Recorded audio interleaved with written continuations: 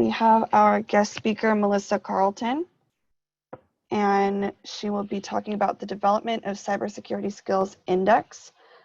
So whenever you're ready, Melissa. Actually, Lauren, thank you so much. It's Yair Levy. I'm going to start and then hand it over to Melissa. I know she has a control. So I just want to introduce us. My name is Yair Levy. I'm from Southeastern University. Melissa Carlton was my doctoral student, and she's a faculty member at Florida State University. And it's really a true honor to be here and present this discussion about the research that we've done. I started the idea for this research about 5 years ago now, during a project after discussing some challenges that the local FBI office is seeing. And from there, we brainstormed ideas on what we can do to address the problem of the low skills that we've seen from regular people, non-IT professionals. So with that, Melissa started working with me on that and took over the initial steps in the research. And from there, I'll hand it over now to Melissa, who's going to talk in more details on what we exactly did during this research and how it can apply not only to research, but also to industry. Melissa? I hope she's there. You need to unmute your mic, I guess. Actually, let me go ahead and I can unmute it for her, and then I'll mute myself in the meantime. Okay.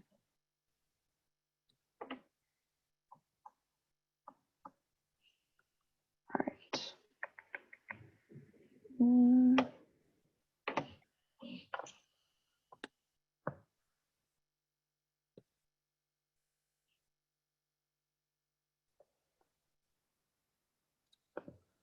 Okay. Can you hear me now? Yes. Okay, sorry. Lauren, I don't see the screen or with the PowerPoint. Yes, I was unmuting your mic, so I was going to go back to it now. Sorry, I'm going back to it. Sorry.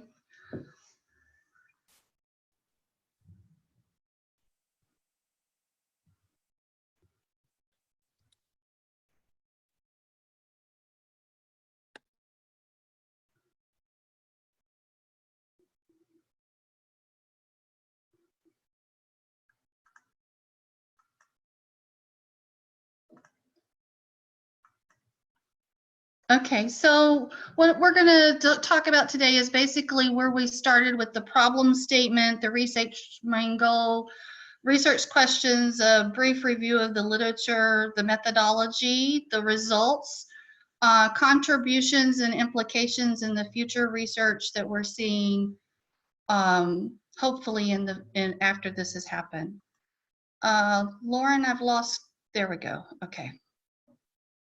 The problem, so we know that the problem is completing activities online are a part of everyday life, both professionally and personally. Doing so does not come without its risk as well as potential for harm. The problem that this research addressed is the threats to organizational information systems due to vulnerabilities and breaches caused by employees. And although we've seen advances in technology, and they've been significant advances over the past several decades when it comes to the protection of corporate information systems, human errors and social engineering appear to prevail in circumventing such IT protections. So the goal for this research was to design, develop, and empirically test a set of hands-on tasks to measure the cybersecurity skills level of non-IT professionals. The main question was simply, what are the tasks that will enable the validation of a hierarchical measure for observable cybersecurity skills of non-IT professionals? There were specific research questions where we looked at what are the skills, and then what are the tasks that are associated with those skills, and how are those weights needed for each one of those? Once that was established, we then looked at what are the scores that the CSI benchmarking index will provide for the cybersecurity skills levels, and then are there any significant differences based on age, gender, educational level, job function, or online activities, how long you're on the internet, or any experience that you may have with technology. The review of literature, there's an exhaustive list, but for the sake of time, I'd like to just kind of highlight some of the things to where this research was based on. And to begin, we first looked at Boyatzis and Kolb as defining skills as the combination of knowledge, experience, and ability to do something well.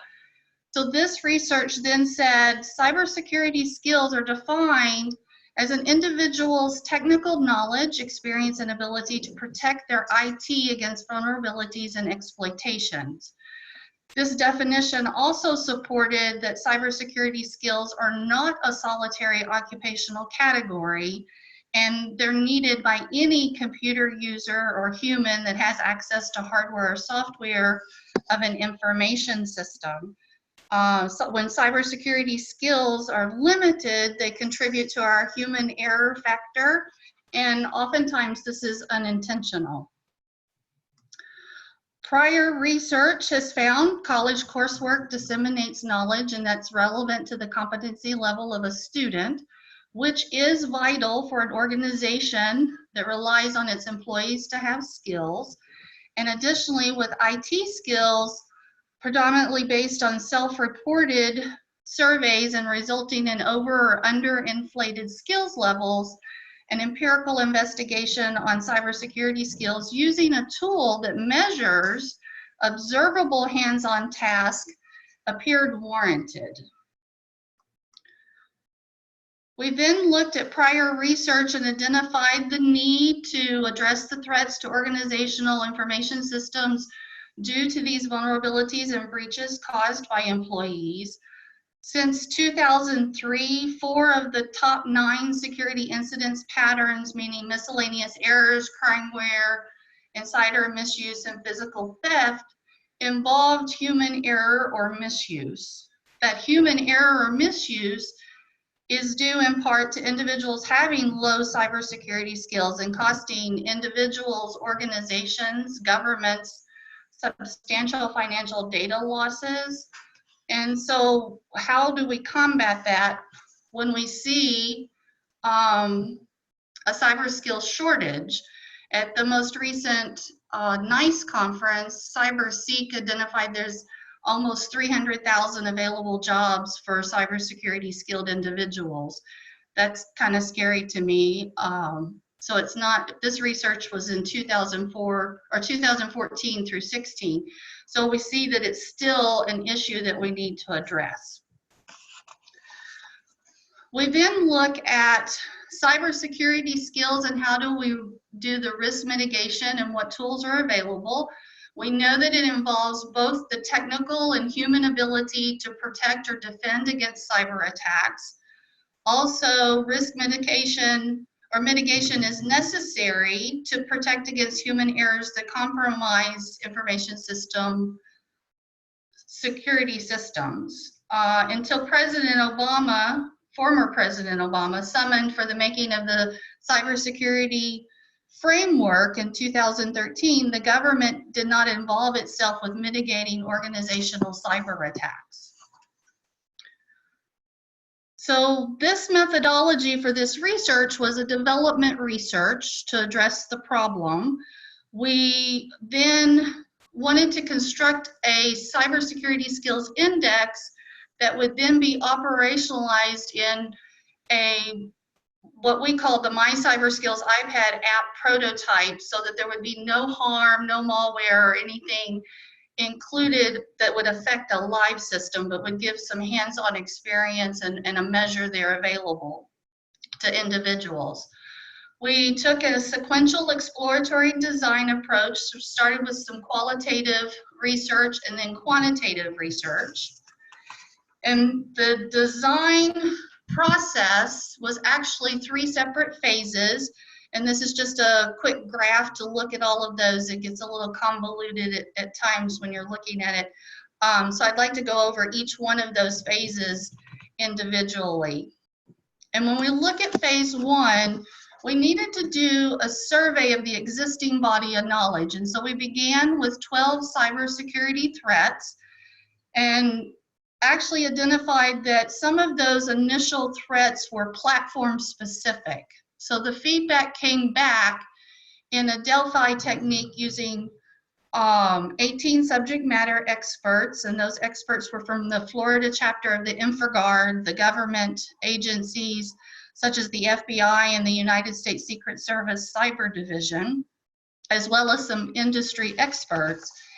And they came back and said, okay, these 12 threats need to be reduced to 10. And so then we presented them an online survey with a 7-point Likert scale to ask the experts to rank from 1 to 7 if the threat was valid to be included in the core fundamental set of threats and related skills, and then was the proposed matching skill actually addressing the threat, as well as is each proposed skill independent of the others, and then rank those for us, meaning from 1 with the highest threat and 10 being the lowest. What emerged was actually a consensus of the SME's expert opinion that there are 9 top cyber threats and matching skills. We then took those 9 that were established and operationalized into an iPad app prototype 36 individual scenario-based hands-on tasks, so that once all the tasks are completed, the individual receives a score 0 to 100. The actual skills that were identified, you can see here.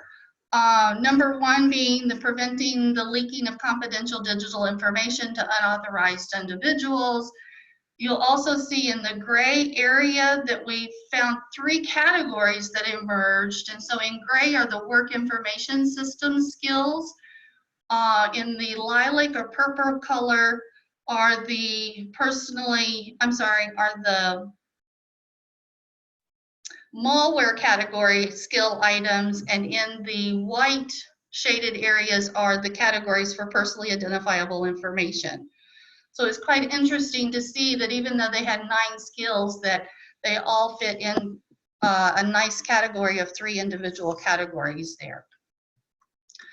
The skills were foundational in determining the conceptual design of the CSI as an iPad app. And what you see here are the skills are made up of 4 tasks each. The tasks score the individual 0 to 10. So each skill has a possible of 40 as a maximum score. And then once all the skills are completed, the sum of the skills times their respective weights that the experts had given equals the CSI score of 0 to 100. What you see here are actually the scenarios and the flow of how each scenario actually plays with the task to measure the skills level. So one skill will have 4 tasks. It will start with an easy scenario. The individual has 4 choices to answer. Based on their response, it then goes to a somewhat difficult level as their second task that they need to accomplish. That then proceeds to a third level of a difficult level for them to respond to, and then the very difficult level is the last task they have for that particular skill. What is presented here actually is skill number 2, preventing malware via non-secured websites. The presentation shows where the individual is hired and she needs to save money, but her supervisor has asked for her to purchase 10 flash drives for the department. Then the next screen appears and you see that the least expensive with a high storage capacity is preferred, but while she's searching, a pop-up ad appears and asks, do you want to answer 10 short questions to get a USB drive for free? And when you're trying to save money, free sounds pretty good. So then next, the individual is presented some choices, and based on their choices, the score is then applied within the app so that they know how what their actual CSI is after that continues through all 36 tasks. The options with a description and what happens next is picked by the individual. Those were chosen by the subject matter experts. And what you're seeing here is a selection of screenshots that, based on the individual's choices, it determines what screens they will actually see. So it kind of customizes based on what their activities are showing and their level is. That was all in phase 1 of the research. In phase 2, we then took an expert questionnaire and presented it to 8 subject matter experts to validate the scenarios, tasks, and scores. One of the options we had in most of the tasks was I don't know, and the experts then suggested, no, we need to have a different action or a no change option. So all of the revisions, and for the sake of time, I won't list all of them, but all of those revisions were made before the pilot study was conducted. There were 21 individuals that participated out of 40. A business administrator had emailed the staff members and asked them to participate. This was at a public place of worship is where the pilot study took place. And then while the individuals used and did the task, the lab managers then manually recorded each of the activities. So that way we knew that the app was actually scoring what they needed to score in the system or in the app itself. Initially, when we went to phase 3, initially the recruitment was proposed to take place at a single place of worship, but because of concerns of the generalizability with collecting data only in a faith-based location, we took on a community approach and adopted it to include other places of businesses such as restaurants, medical offices, libraries, pretty much anybody I could get that would do the app. I tried to recruit them all. We ended up inviting 975 non-IT professionals. These were people who had self-identified that they were not in a technology or information technology position. 245 responded, and 188 ended up having with usable data. And the 57 that were removed were only because they did not complete the entire 36 tasks. When we look at the results based on location, because we did have 108 that were from the public place of worship and 80 that were from other public places. So we wanted to make sure that there was not any significant differences noted. And that's what you're seeing here, is that pretty much it did not show a difference if you were in a faith-based location or a non-faith-based location. So our entire population of 188 was then further analyzed. We found the means and standard deviations for the population for each of the individual skills, plus the categories and the overall CSI. And leaking of confidential information, or the prevention of leaking the confidential information, they scored the highest mean with 81.4%. And I like graphical representation, so I'm gonna, I like this part. So the lowest skill was number 5, which is actually malware via email, with 47.4%. We see work information system, they had the highest average was 73%, malware being the lowest, but the overall was 60.5%. When you're looking at it from an academic standpoint, that's a failing grade.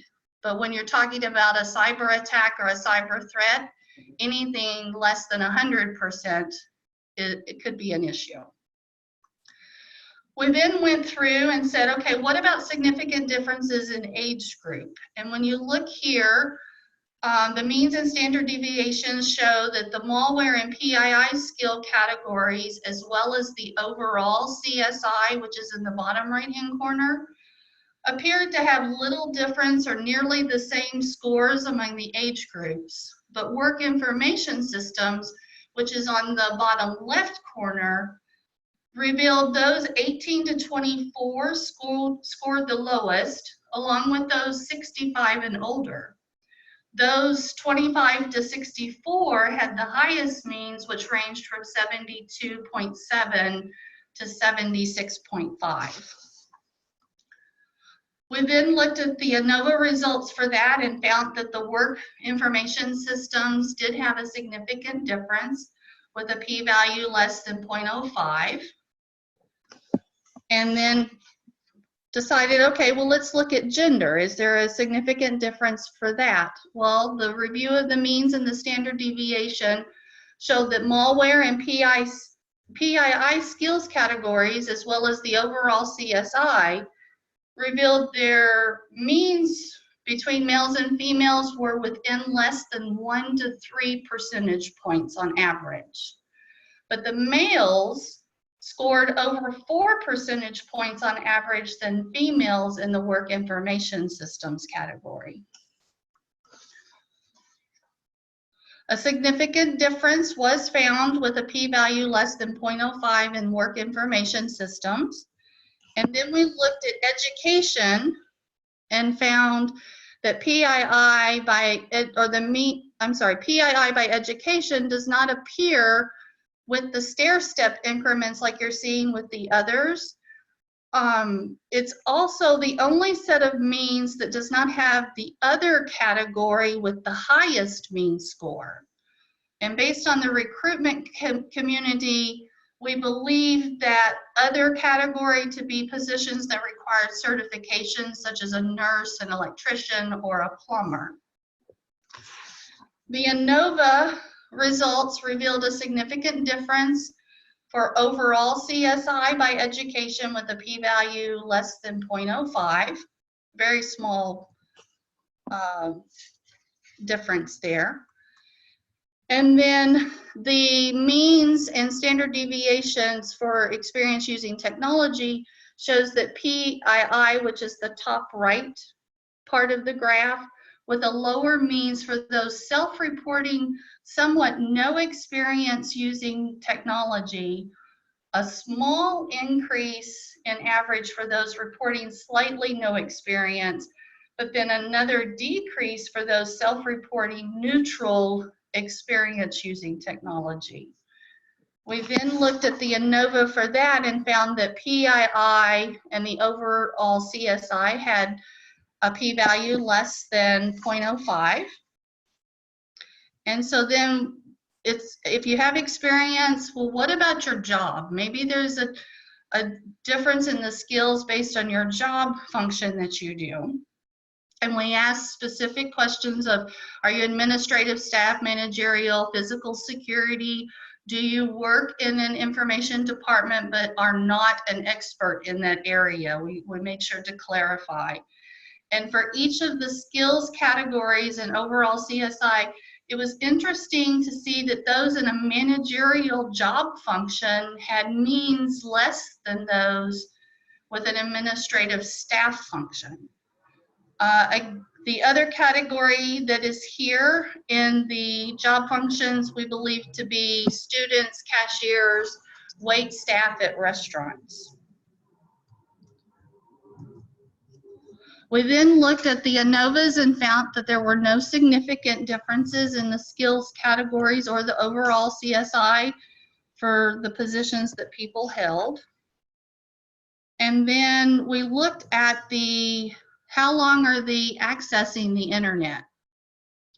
And in the category of 6 to 10 hours, which is the tan color, the 11 to 15 hours, which is a teal or light blue color there, as well as the 31 plus hours on the internet, which is the red on the far right of each one of those.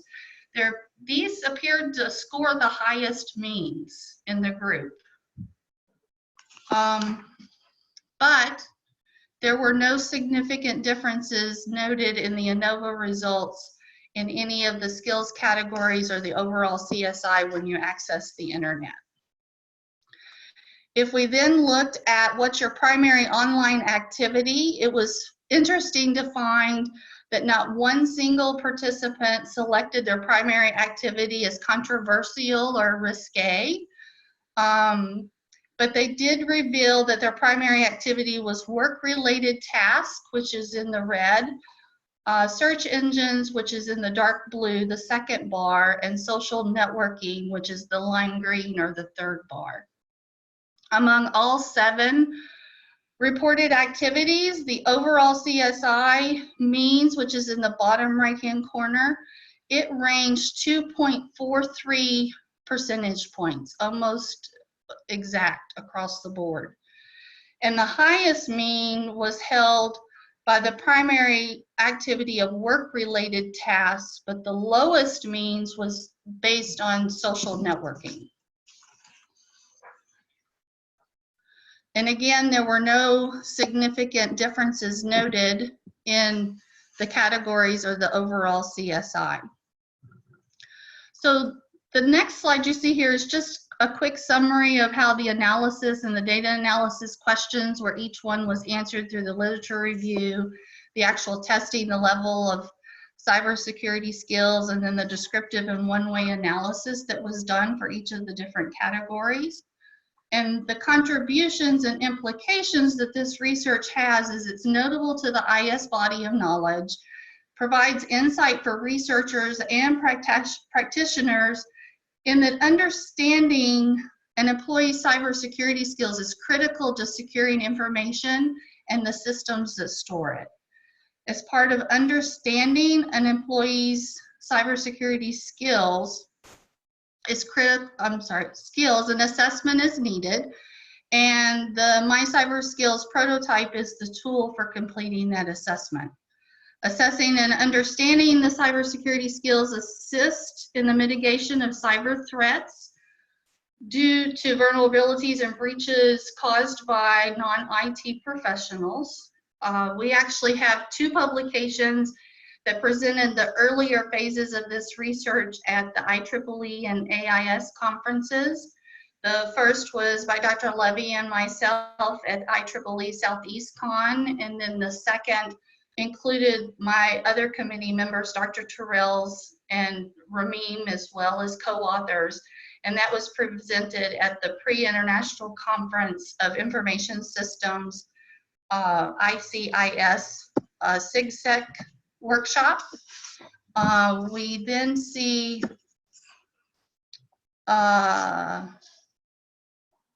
Lauren, my screen went black. So the last slide is going to would show future research, and what we found is that the sample size of this research was not necessarily the largest limitation that we had, as much as the specificity of the recruitment community. So we'd like to widen the recruitment community to increase the generalizability, as well as the results of this study showed that the means of those in managerial job functions were less than those of administrative staff, but the population was not specific to supervisors and subordinates. So that would be great to be able to research that as well, and as well as an investigation of the effects of behavior such as curiosity, boredom, and emotions that are related to how we react to certain situations, especially social engineering attacks. And then the study being replicated in maybe a video presentation using an audio response system. That might be something of interest, especially in the educational environment, that would be applicable. We also have a forthcoming journal article, just in conclusion, I'd like to mention, that is focused on the management side of applying this, and it's under revision for publication in Information and Computer Security. So I hope you all will look for that in the future. And that, I thank you for listening, and we will take any questions. Yeah, Melissa, maybe before questions, can you hear me? Uh-huh. Yeah, okay. So I want to bring in the aspect of the usability of the tool as a benchmarking tool. And what we've seen is the challenge by organizations to actually properly mitigate typical social engineering, typical set of phishing, all those threats that we've looked at. And one of the issues that we're seeing is that they do provide cybersecurity education and training programs, those setup programs, but then they don't test them properly. So for example, even if they do test them, they test only one of them. Let's say they do a phishing campaign. I was actually hired as a consultant for an agency, a federal agency, to run you know, those tests. And so they do those tests for only one of the threats, and then they conduct training, and then they try to run those tests again. But then that is narrowed to only one type of threat that we have in the list. And they may hire another team to do just the vulnerability or others, but they don't look at the whole spectrum of all the 9 skills that we have included in this tool. And so what is nice about the tool is that it can allow organizations to integrate that with training, with proper training, and we're doing some research on more accurate training as well. And then that will help to actually quantify what people really know in terms of that. Another comment I want to add to it is the whole aspect of the scenarios. So some of the latest discussion on improvements of the tool are into creating scenario bank. So like you have question bank to a quiz that you can pull out from those only, let's say 5 questions out of 100. The idea is so we generate a larger pool of scenarios and then pull from the bank based on the skill and based on the level of within the skill. I want to also mention that we do have 2 more doctoral projects going on. I think one of them, we have one of my doctoral student, Carlton, is actually on the line, I think, and or she was on the line. And we are using the tool to try to look at elderly population in South Florida primarily, and see what we can do to assist those elderly in terms of mitigating their cyber threats, because we're seeing a lot of cyber criminals attacking those elderly, especially through mobile devices, etc. And the last comment I have is that there are limitations to the tool. So the timing, so although we moved it over to also a web interface from just an iPad app, there are some limitations to the tool. And one of the biggest problems from the research perspective is, of course, the timing that it takes to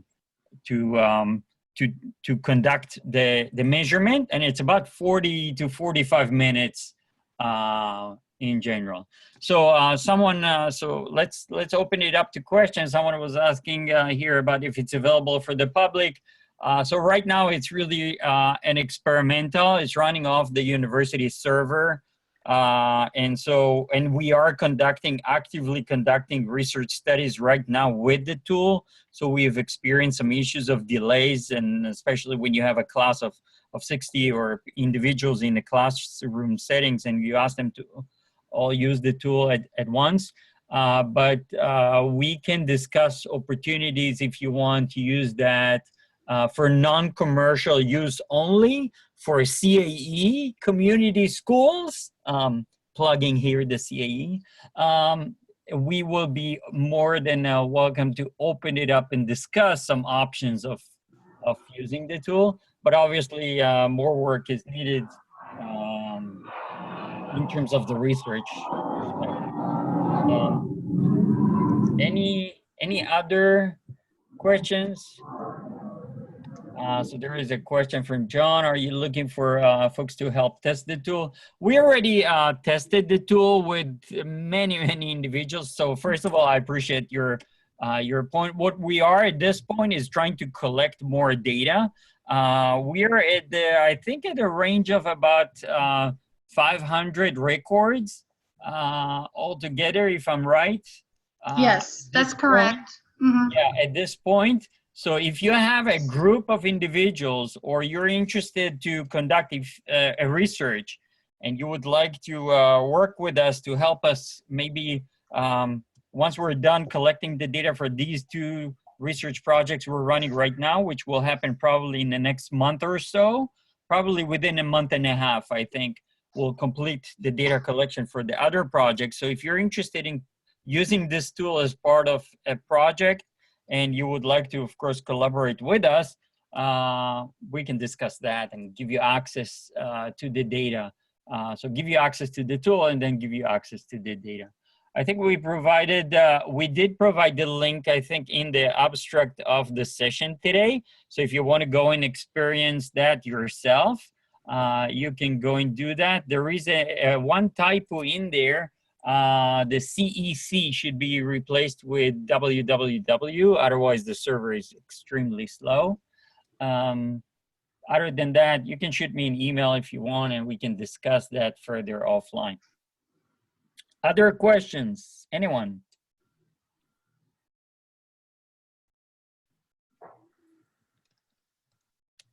Okay, so if there are no questions, unless people are typing, I'll just sum it all up by saying, first of all, thank you so much for Melissa for a great presentation.